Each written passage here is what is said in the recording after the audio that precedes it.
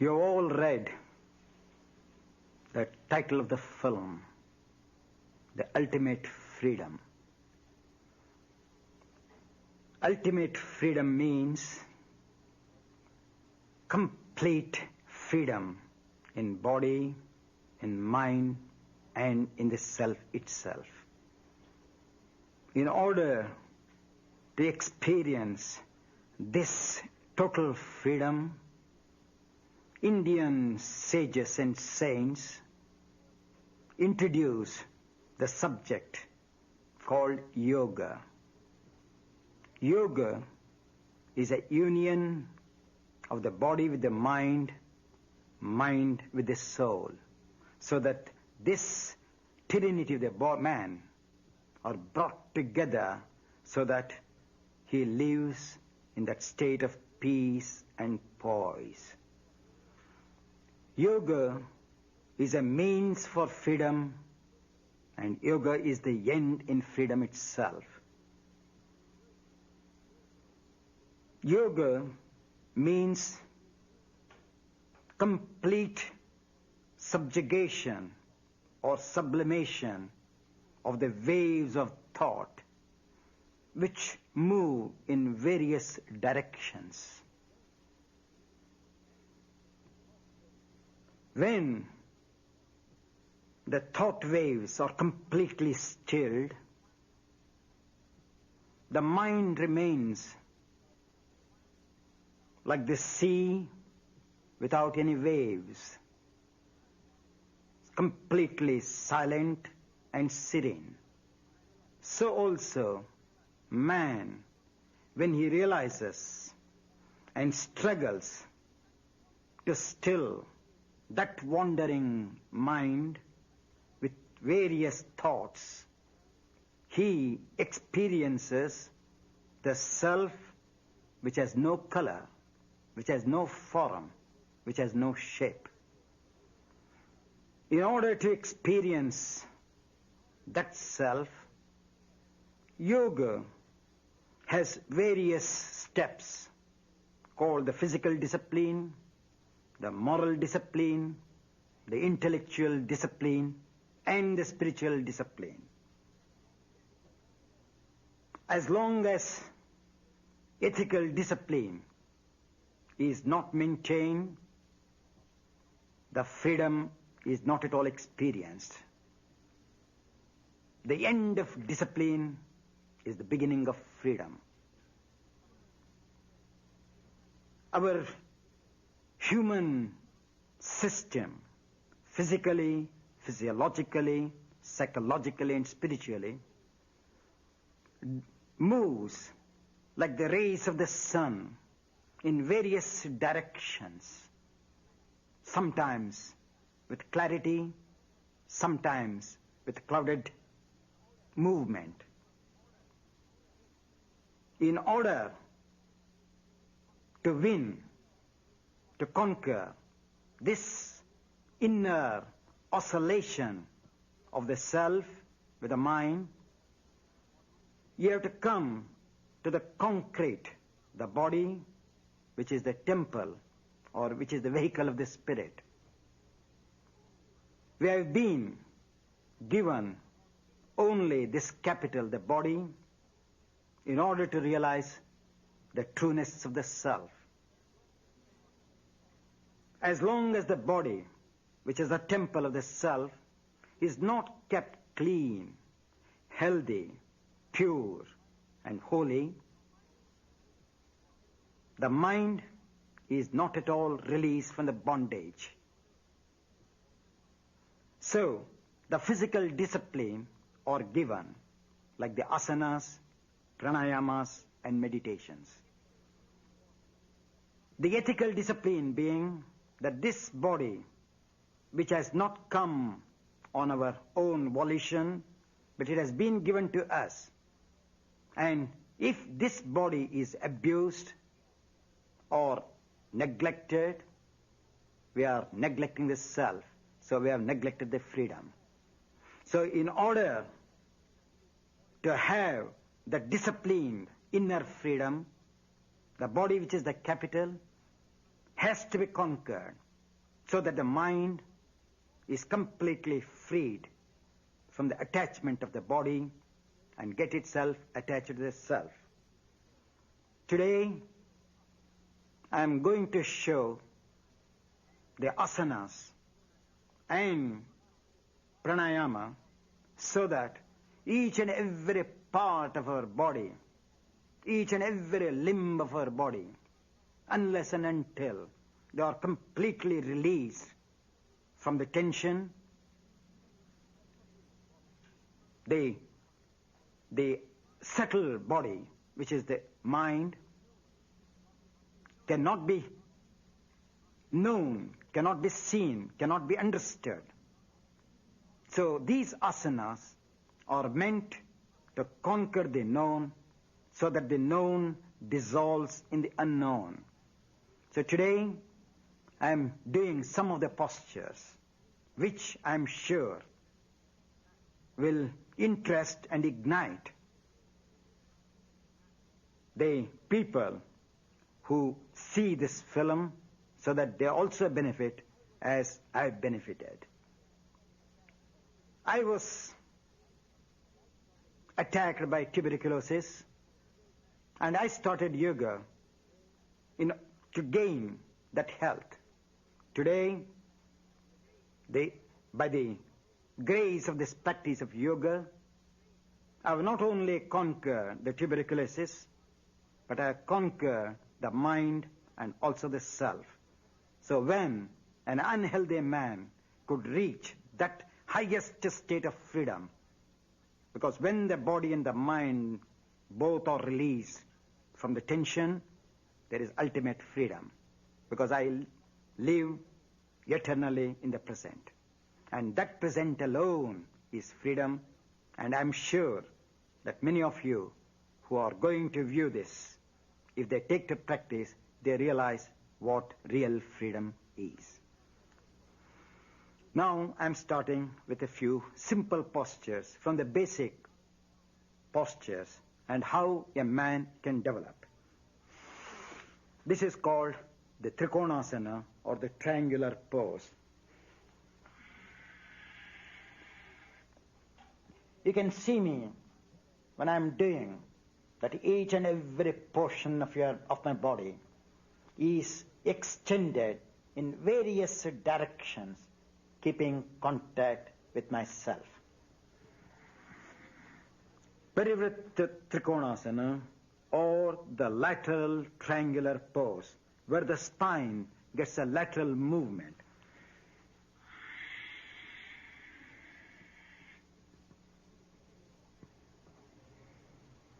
You can see the movement of my back.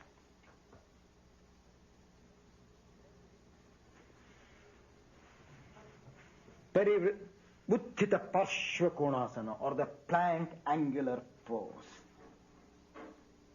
You can see here how the knuckles of my toes, the knee, the hip, the ankle, the waist, everything stretches in that freedom, doing its job independently, at the same time remaining in contact with the inner intellect.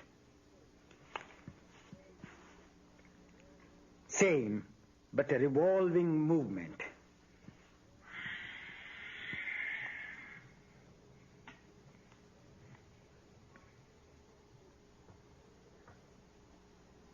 You can see the stretch of the hind leg.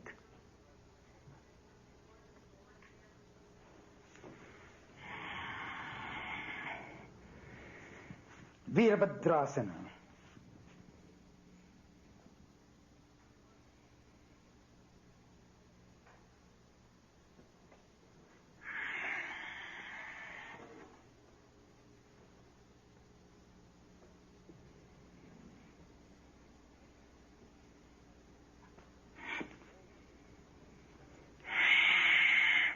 All the variations of the standing postures.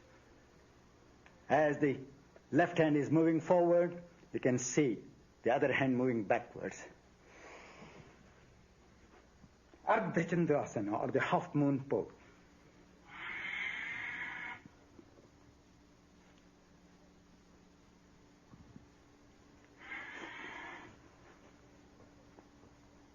Watch even the toes, how they stretch. Even that little toe.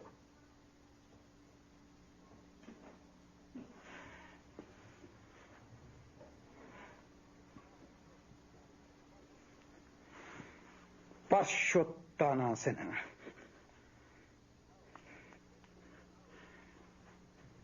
How? We have to fold our palms as we fold in the front.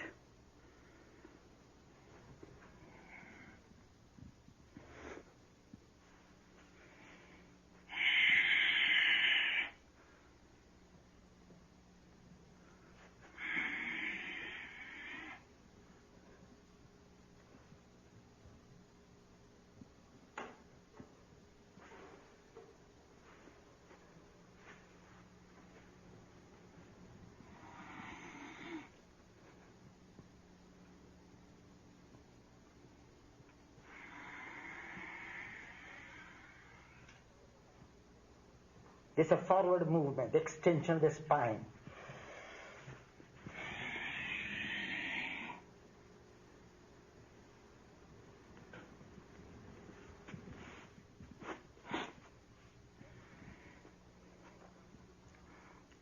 Then comes the Uttanasana, what we call the forward bench.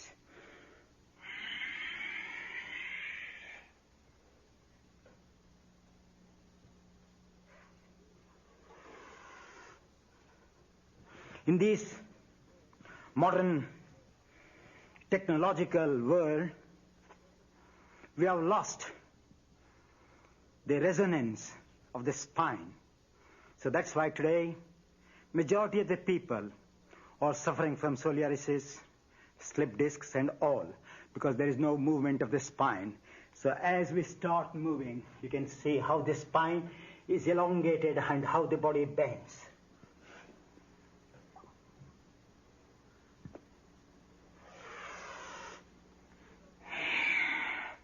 These are the basic standing poses. If you must have seen persons when they are not stable in their brain, they cannot stand also steadily. So these postures help for the people who are underdeveloped in their brain, helps the legs to strengthen so that they can stand firmly, because if we know the art of balancing the feet correctly, the brain floats in that fluid accurately. If the standing is wrong, the brain also cannot float exactly in the center.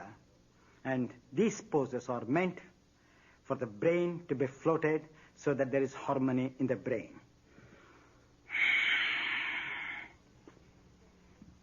Now, I'm showing you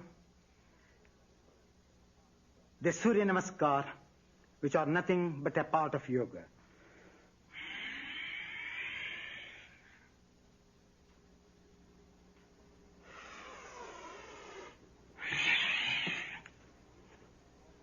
This is known as Chaturanga Dandasana, or balancing the body on the tip of the toe and the palms without touching the floor.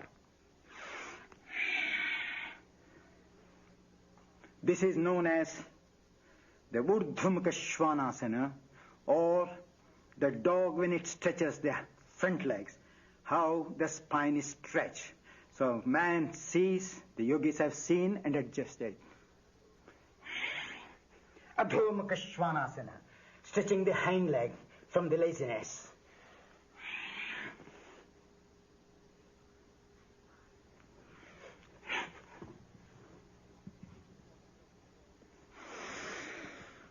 This is what others term as Surya Namaskar, but each has a name, so they are part of yoga.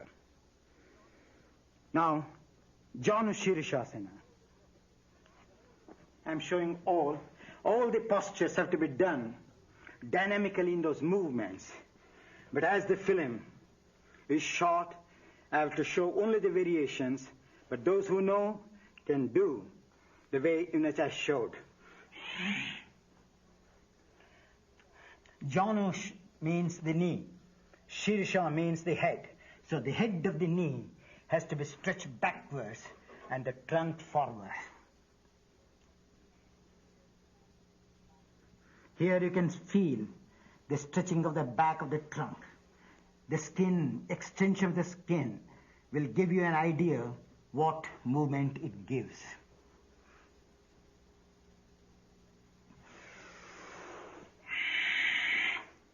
Parivartajana Shirishasana, or the lateral movement of the spine.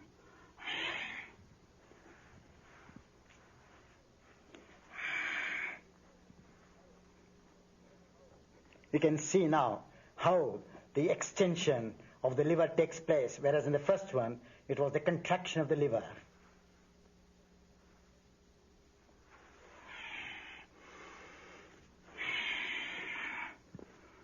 Same, but different variations in the forward bends. This is known as Ardha Baddha Padma Paschimottanasana, half lotus foot with one leg and extended leg with the other.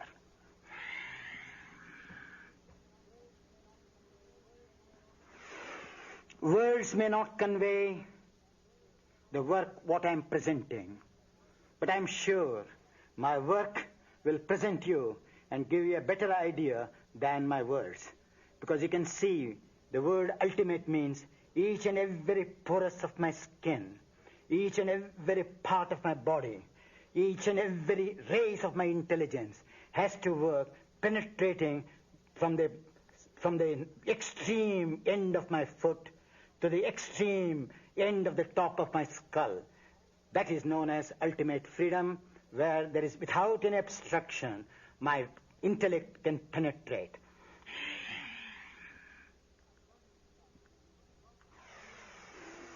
Kronchasana. Kroncha means a mountain, stretching the body like a mountain. There's a big body with the top.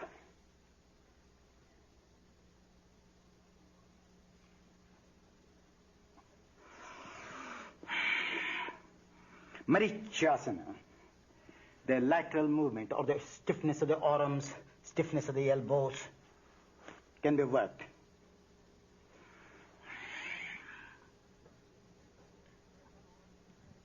You can see in that grip that when one arm is contracting, the other is extending and pulling.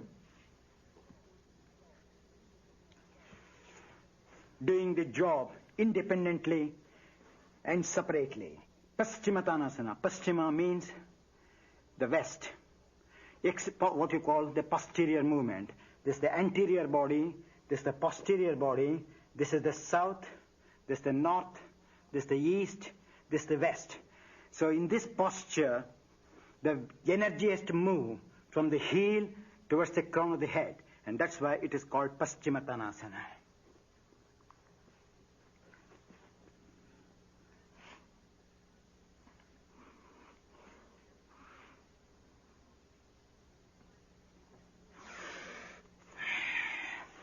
You can see the action even on the skin of the bottom of the feet.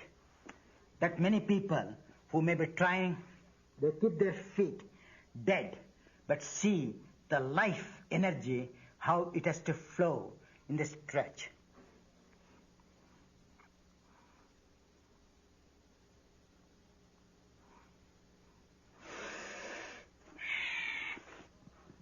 This is known as Lolasana.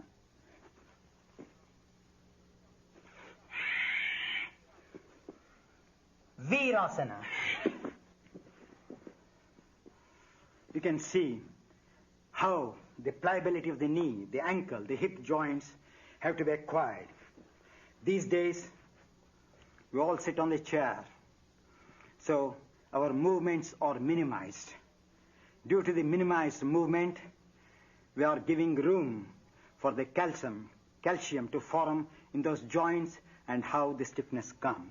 So the yogis in olden days, having no apparatus to use their own bodies as instruments, and they mastered and got the freedom in their body. This is Parvatasana. Watch the movement of the elbows, arms, wrists, fingers. I'm explaining specially to know that the freedom in each and every joint. Supta Virasana.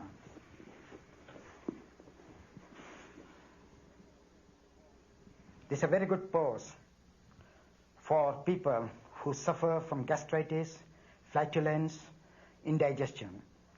Even if after food, if one feels heavy, if they lie down in this position for about 5 minutes, they definitely feel the lightness in the abdominal organs. You can see the extension of the abdominal organs, where the diaphragm compresses and massages the abdominal organs.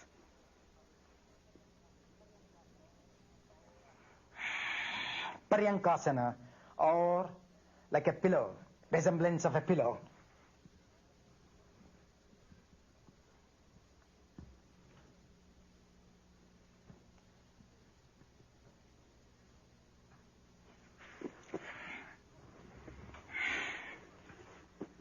Now Padmasana.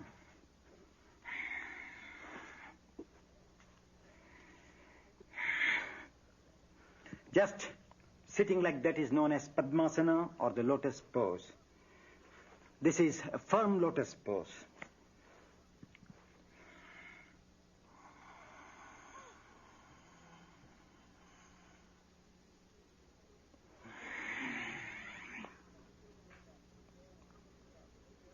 This is Yoga Mudrasana. Here, when the head is bent, the heel compresses the abdominal organs.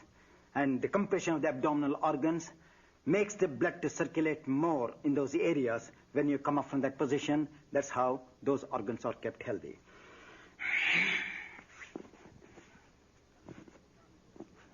Garbhapindasana, or the fetus in the womb. In the reverse position.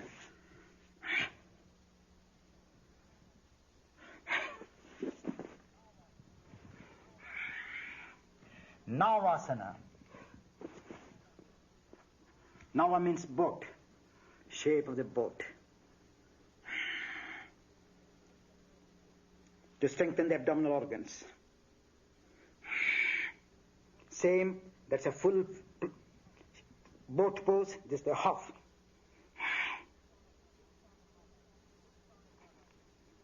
Uttana Padasana.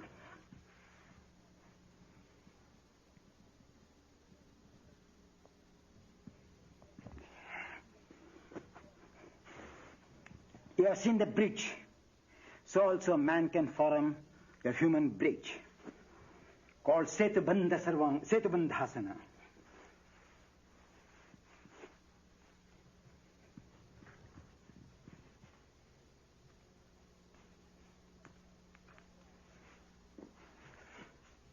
Chakrasana, or the wheel.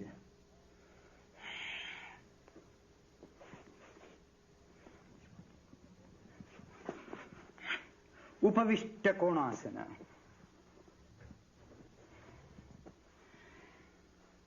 Extension of the leg to the sides. This is very good exercise for ladies also.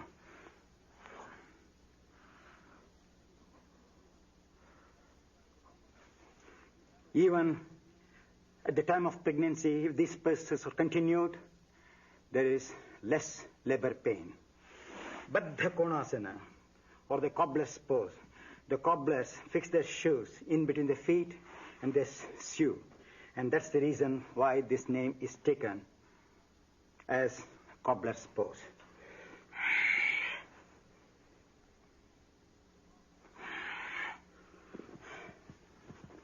Now I'm showing you Shirshasana, or the head balance.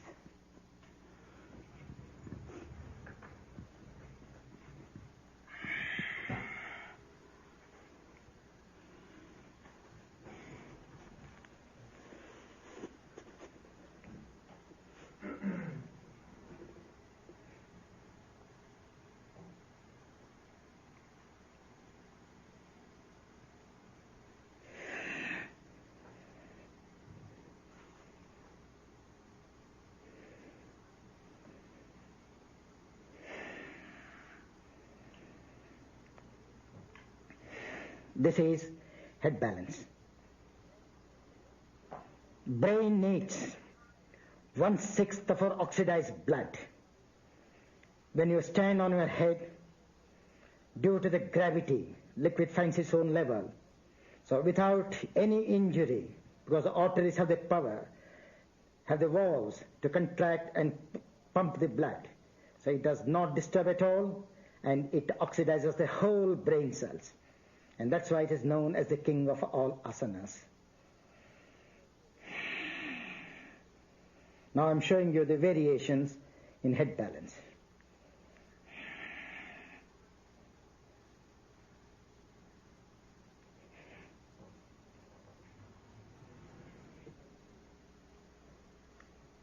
Lateral movement of the spine.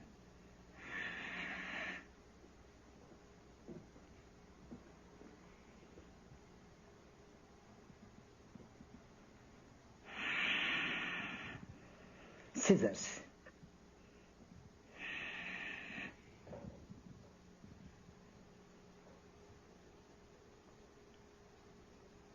What's the stretch of the legs?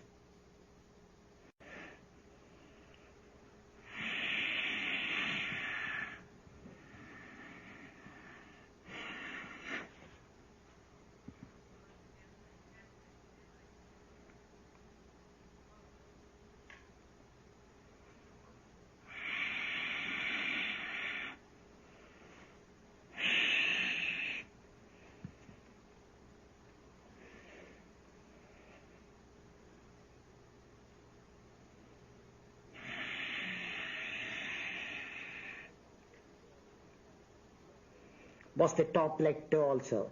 As this toe is facing the floor, that toe is extended upwards. What I say, freedom from each and every part of our body. Unless and until the freedom is gained in the body, freedom of the mind is a far-fetched idea.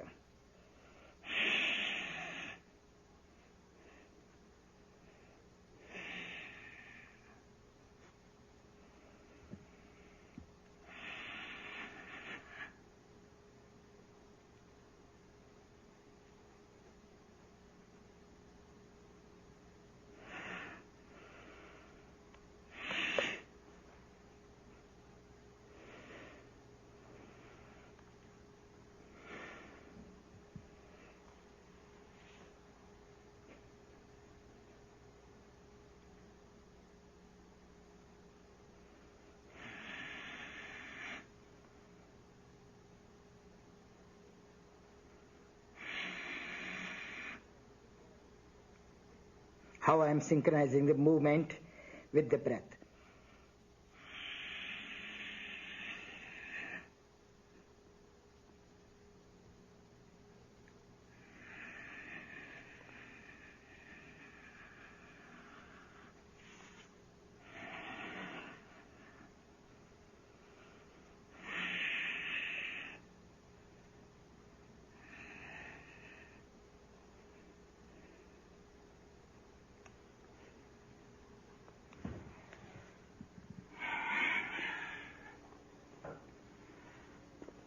That is head balance. As we all stand on our feet, probably about 15 hours every day, even if we stand at least 15 minutes on our head, we will be free from the very troubles of the varicose veins. Bhujapidasana.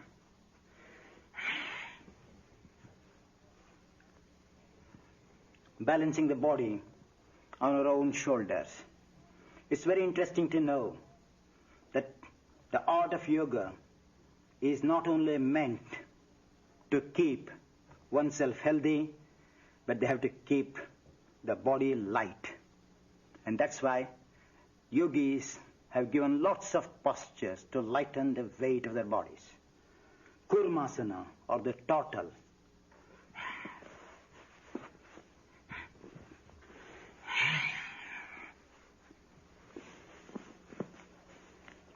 Like a shell, like the turtle has got this shell, here the back becomes like the shell of a turtle.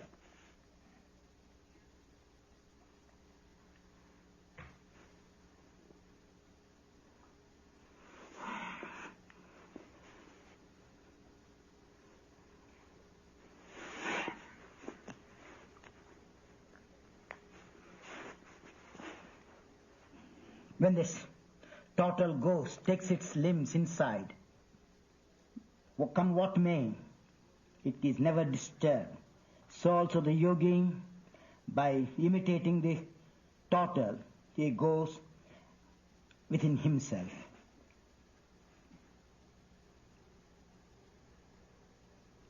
The external world is completely dark to him. So he is in contact with himself in this position.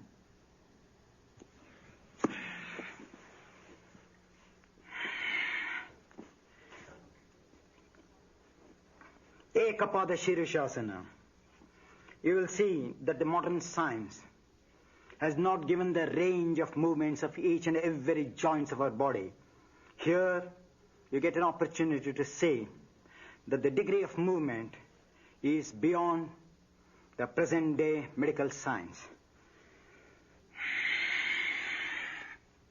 Ekapada Shirishasana.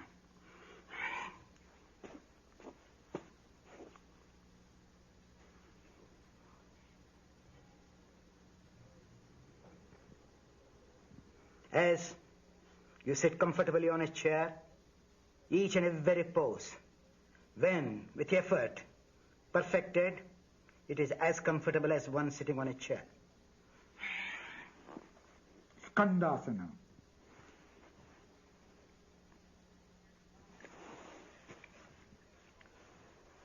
Bhairavasana, the pose of Lord Shiva.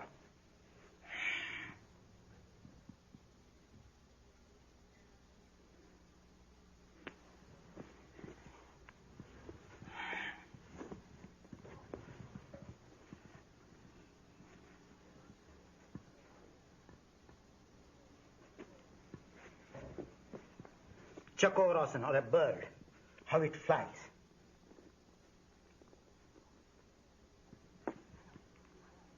Name of a sage, Durvasa.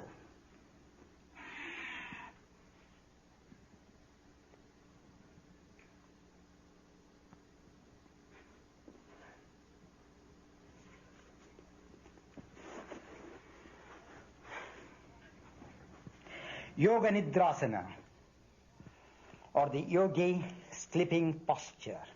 How the yogis use their body as bed, pillow, and cover.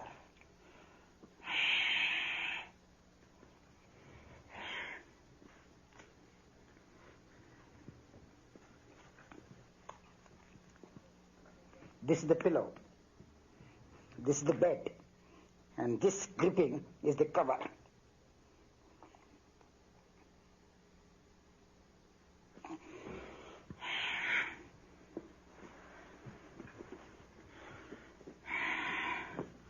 Now I show you some of the rotation or the lateral movements of the spine.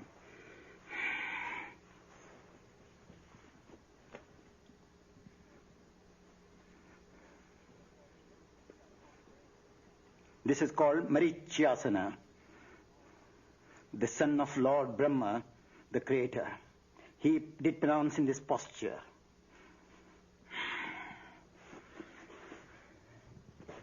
Ardhamatsendrasana, or the half fish pose. You see the lower body representing the fish, and the top body, the human being.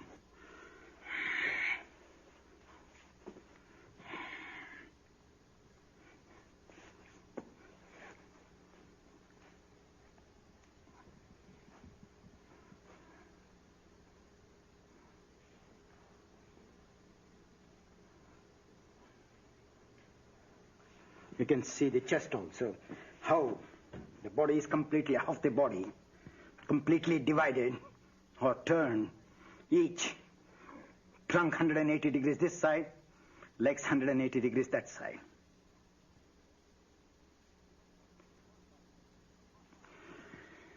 Pashasana, a little more intense than the first two.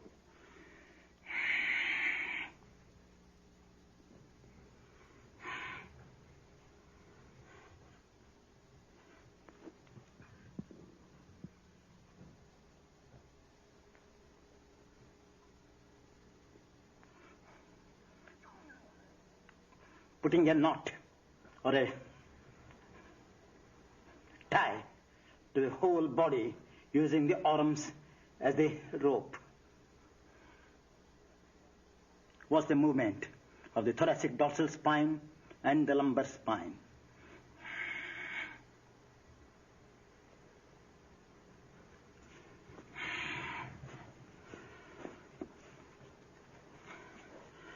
The Paripurna Matsyendrasana, or the full twist.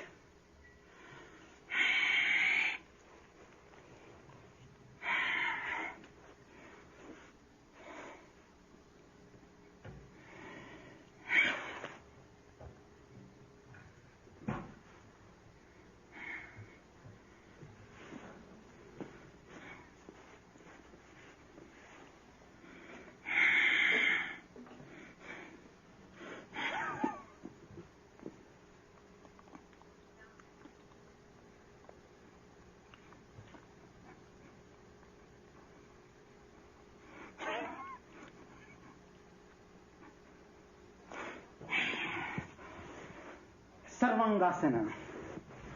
Sarva means whole, anga means limbs, where the whole body is exercised in this one.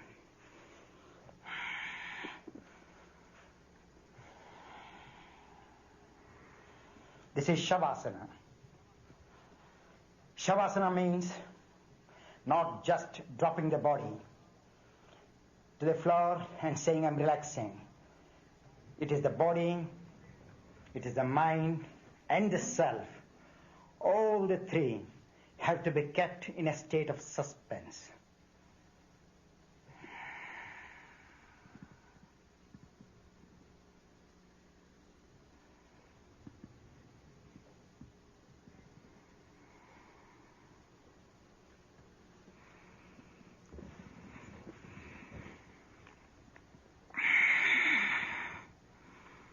Watch the extension of the legs. Just the toes are not extended from the source of the leg. The toes are stretched so that the toes are in contact with the inner body.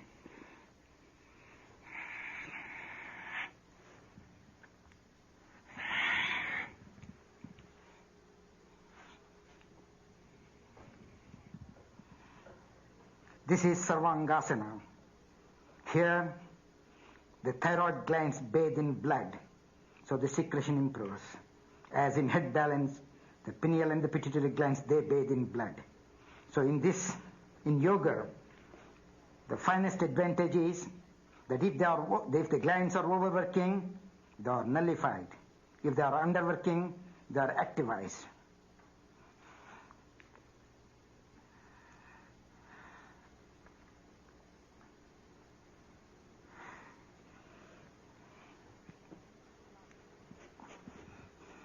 Halasana, or the plow.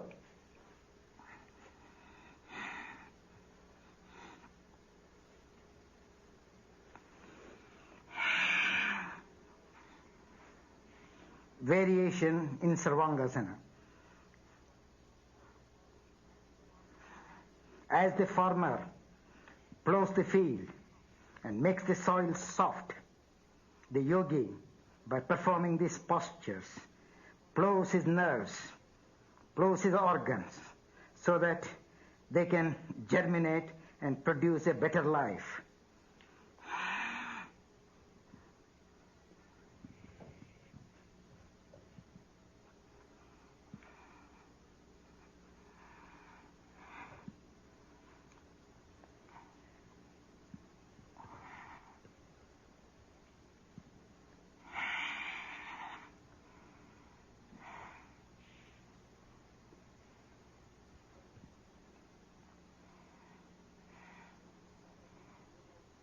You can see that when yoga is practiced, there should be tremendous refinement in the body.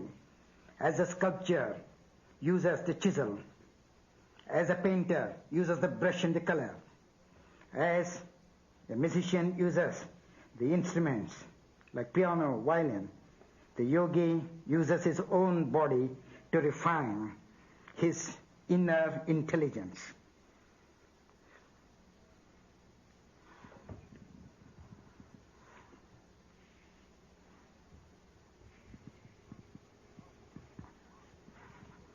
Parshva Halasana or lateral propose.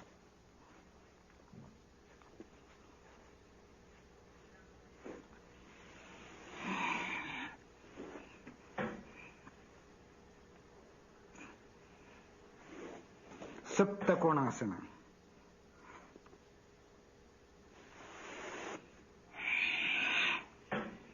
Lateral Sarvangasana. You can see these various movements in one posture. Educates the whole system. So one can do according to the timings. If the time is very short at the disposal, in one posture they can work all the organs.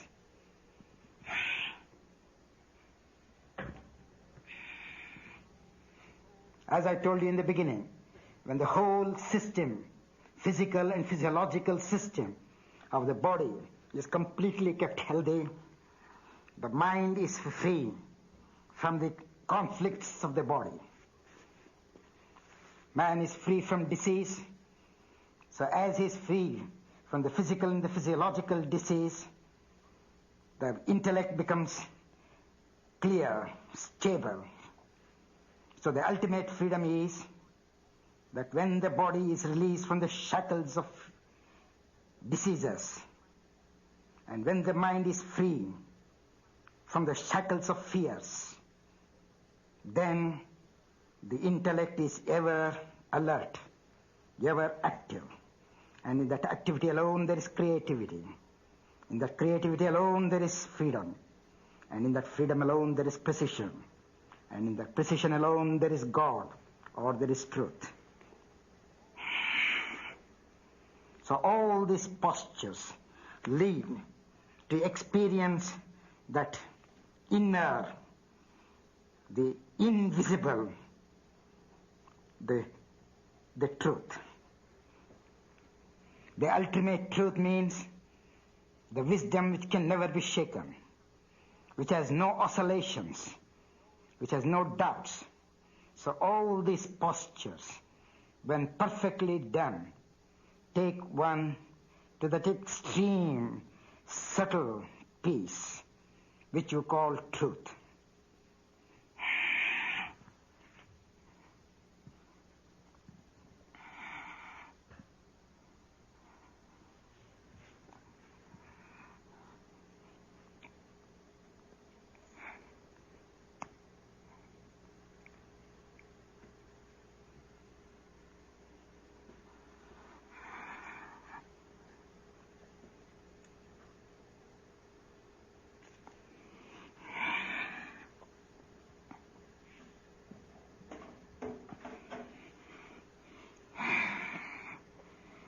See the movement on the transverse colons.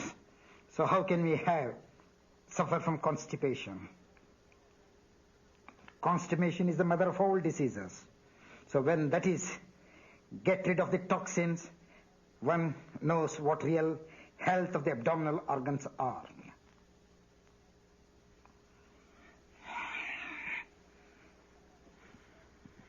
Sapta Padangushtasana. Pada means leg, Angushta means the big toe. So holding the big toe, exercising. Even you can see how the toe is stretching out. As this leg is moving forward, that leg is extended backwards.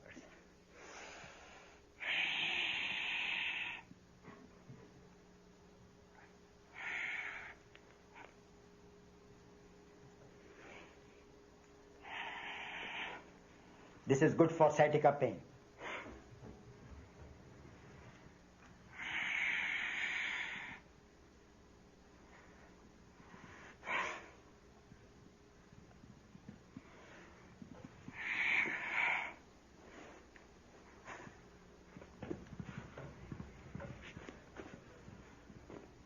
I have completed the whole cycle of the shoulder balance, where each and every portion of the organs of the body are exercised. You can see that I have shown so many movements. My body is not in one piece. As my joints, we have got about hundreds of joints in our body. As each and every joint has its own freedom, only I know what freedom is. Because my body is in pieces, so my mind is free. And for the average person, the body is one piece, so their minds are in pieces.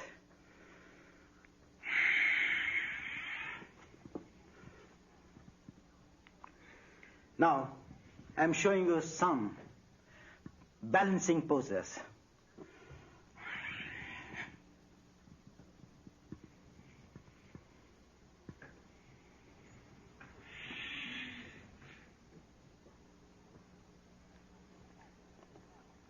This is known as Bakasana, or the crane, shape of the crane.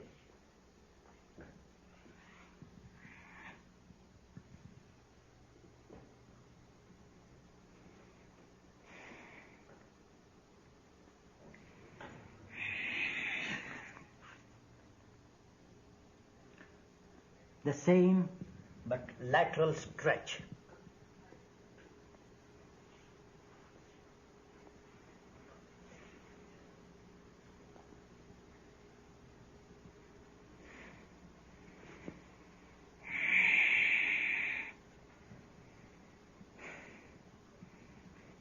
Kaundinyasana.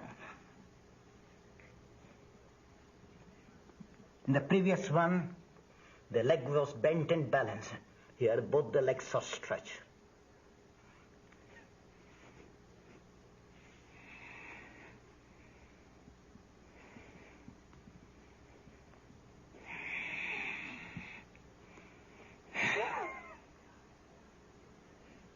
With one leg side and the other leg back, balancing body in different directions.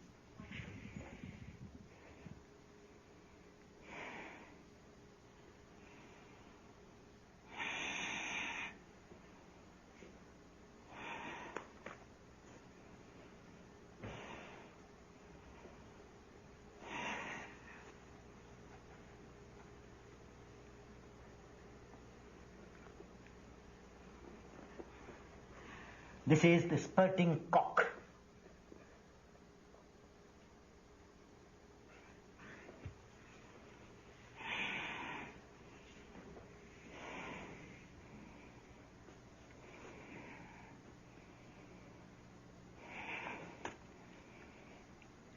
Same with a lateral stretch.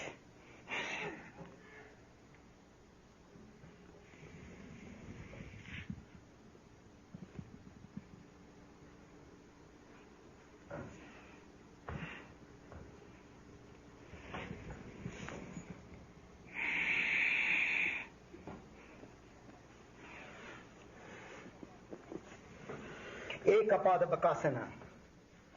Here, the one leg is kept like the crane, leg of the crane, and other one is released and balanced, where one needs a tremendous strength in the abdominal organs.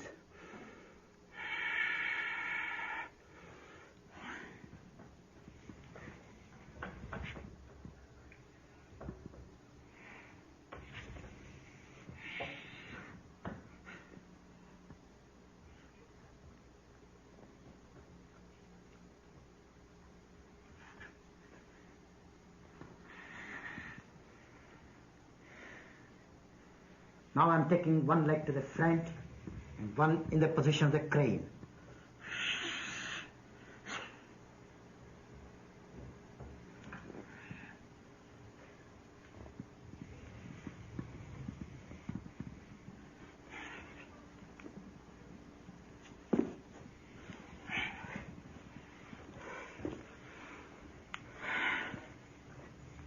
I've shown you in various directions how the body could be moved. Now, I'm showing you the extension of the spine, which you all call it as backward stretch.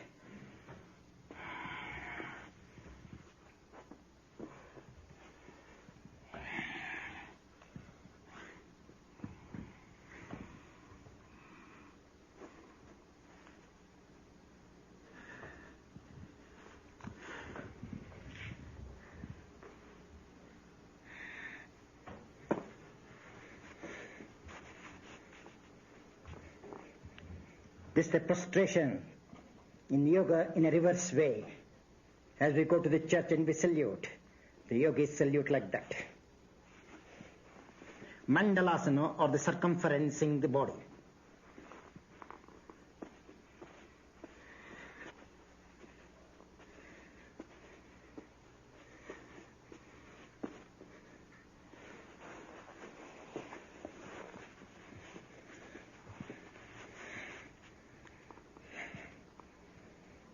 Now the reverse way. How the axis of the spine contracts and extends at the same time.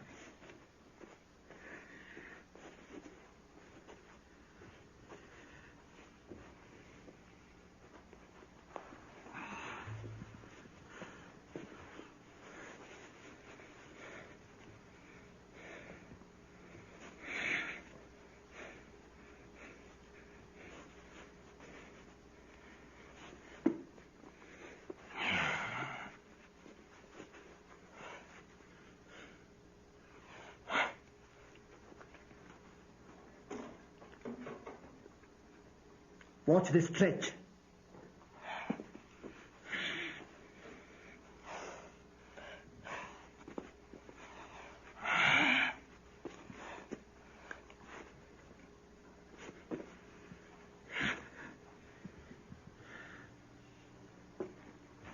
The pigeon pose.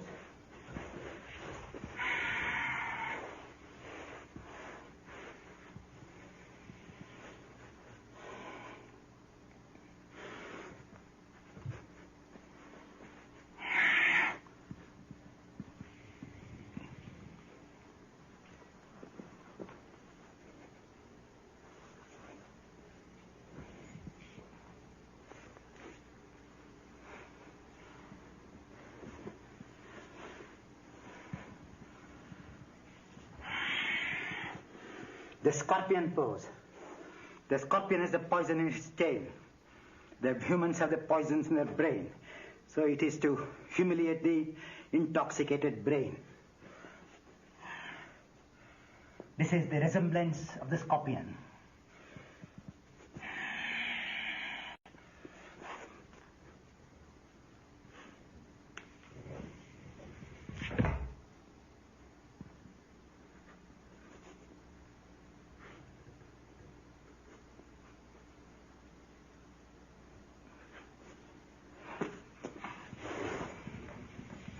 Rajakapotasana. How, one after the other, the posture extends the spine more and more. As I told you in the beginning alone, that we have to master the known fully to understand the unknown.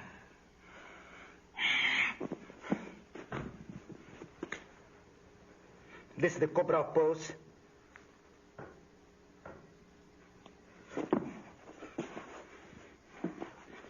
As we salute, like Thanksgiving, I also salute with my feet.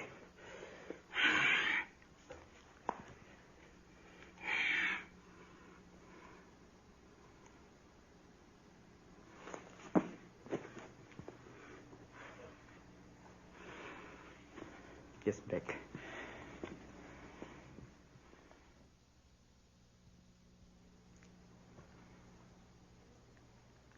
You know, about 56 minutes, I was completely, except a part, completely naked. Truth is completely naked.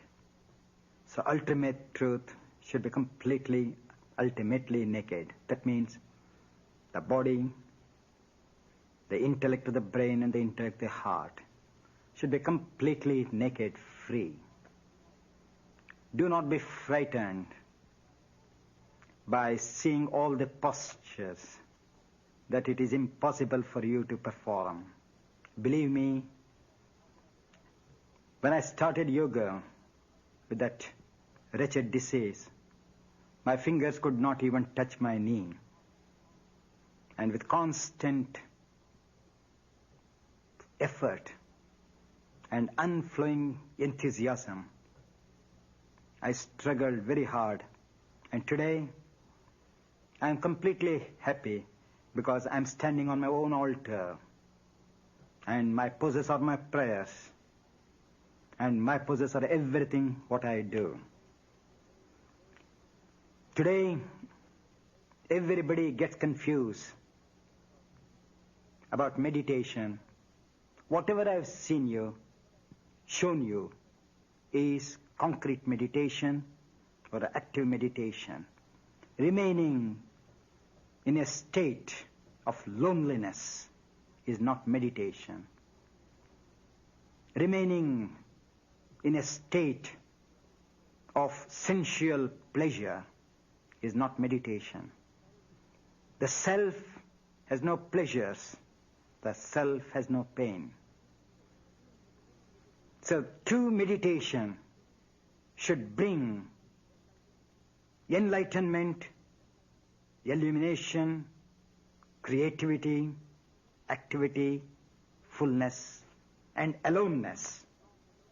As long as that meditation do not give that fullness, that meditation has absolutely no meaning at all. It is as good as a man who takes drugs and sleeps for 24 hours. Friends, yoga is meditation, yoga is action. Patanjali, when he explains, he only speaks about the discipline of yoga. And when the discipline ends, he calls in the last chapter as an integrated yoga. So here, what I've shown you is to integrate the body, which is nothing but inertic part, mind being rajasic part, which is always vibrant, to be one with the self, which is ever pure, ever silent, ever in a state of poise. There is no bliss for the self. There is only bliss for the mind. The self has only two things: the continuity, eternal, and pure. But there is no bliss. So if you all practice yoga with that poise in the self, merging the mind and the body and transforming them so that they merge with that